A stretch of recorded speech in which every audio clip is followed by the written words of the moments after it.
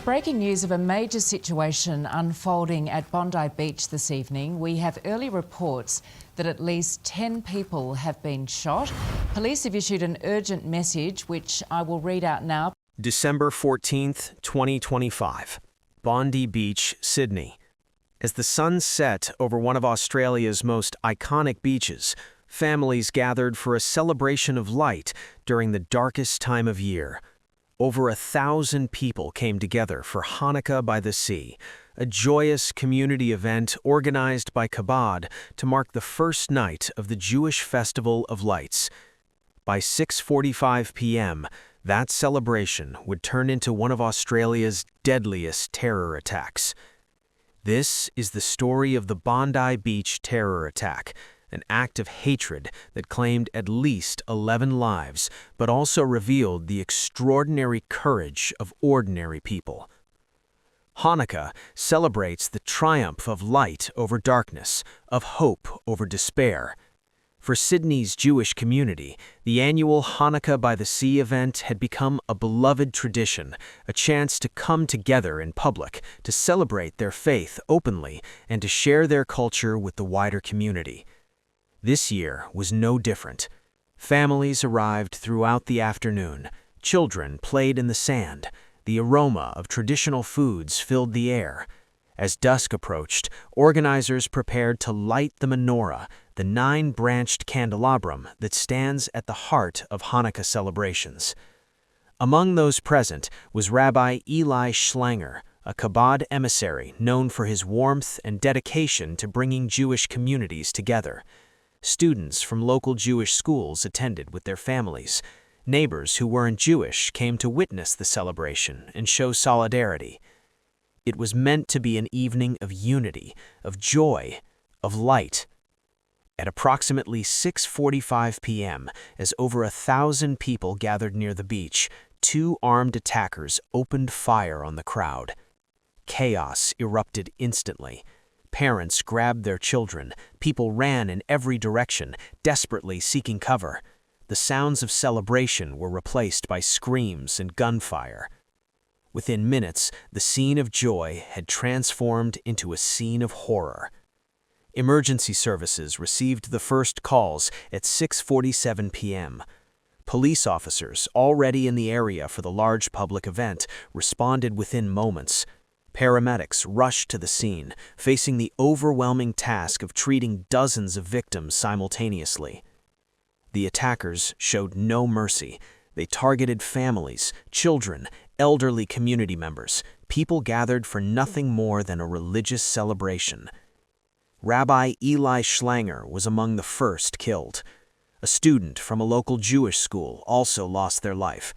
In total, at least 11 people were murdered, and 29 others were rushed to hospitals with injuries. But amid this darkness, there was light.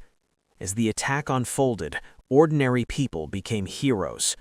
One civilian man, whose name has not yet been released, saw one of the shooters continuing to fire into the crowd. Without regard for his own safety, he ran toward the danger. He tackled the gunman from behind and wrestled the weapon away from him, disarming the attacker and preventing further bloodshed. New South Wales Premier Chris Minns would later call him a genuine hero who undoubtedly saved many lives. Police officers, including 2 who were wounded in the attack, engaged the shooters despite the risk. Their rapid response prevented the attackers from causing even greater carnage. One alleged shooter was killed during the confrontation. The second was critically wounded and taken into custody. By 7:15 p.m., less than 30 minutes after the first shots were fired, the immediate threat was over. But the trauma was just beginning. Throughout the night, ambulances ferried the wounded to hospitals across Sydney. Surgeons worked through the night. Family members frantically searched for loved ones. The Bondi Beach promenade, usually filled with joggers and tourists, was transformed into a crime scene. Within hours, New South Wales Police Commissioner Mal Lanyon made an official declaration. This was a terrorist attack specifically designed to target the Jewish community. a massive counter-terrorism investigation was launched. The Australian Federal Police, state police, and intelligence agencies began to understand how this attack was planned, whether the attackers had accomplices, and whether further threats existed. Australian Prime Minister Anthony Albanese addressed the nation, his voice heavy with emotion.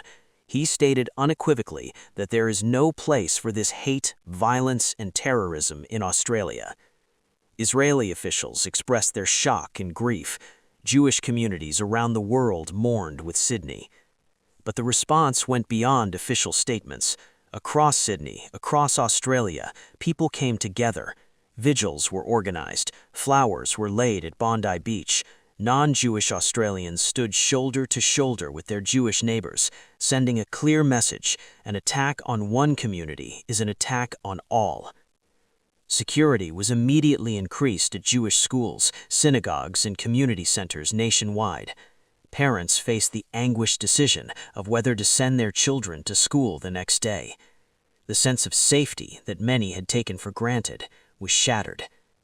For Australia's Jewish community, the attack confirmed their worst fears, that rising anti-Semitism around the world had reached their shores in the most violent way imaginable.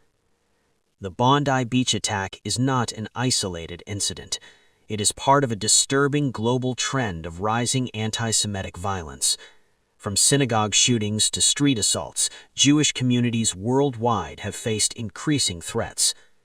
What makes this particular attack significant is its target, a public celebration of faith.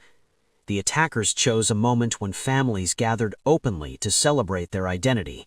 They chose Hanukkah, a holiday about the right to practice religion freely. This was not just an attack on individuals, it was an attack on the fundamental principle of religious freedom. It was an attempt to make Jewish people afraid to celebrate their faith in public. But terrorism, by its nature, always fails in its ultimate goal. It seeks to divide, to terrorize, to force communities into hiding. Yet time and again, the response to such hatred is unity, courage, and resilience.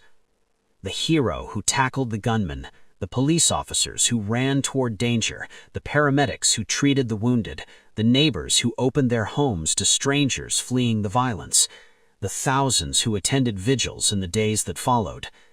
These are the people who define Australia's response to terror.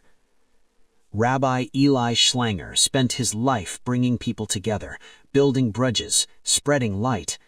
The student who died had their whole life ahead of them. The other victims were simply celebrating with their community. Their memory demands that we refuse to let hatred win. It demands that we stand with targeted communities. It demands that we choose light over darkness. Bondi Beach will heal. The investigation will continue. Those responsible will face justice. But the scars of December 14, 2025 will remain. The question before us now is simple. What kind of society will we choose to be? Will we allow fear to divide us, or will we stand together? The families that lost loved ones, the survivors bearing physical and emotional wounds, the Jewish community facing renewed fear, they are watching for our answer. May the memory of those lost be a blessing. May their light continue to shine, and may we all have the courage to be worthy of their sacrifice.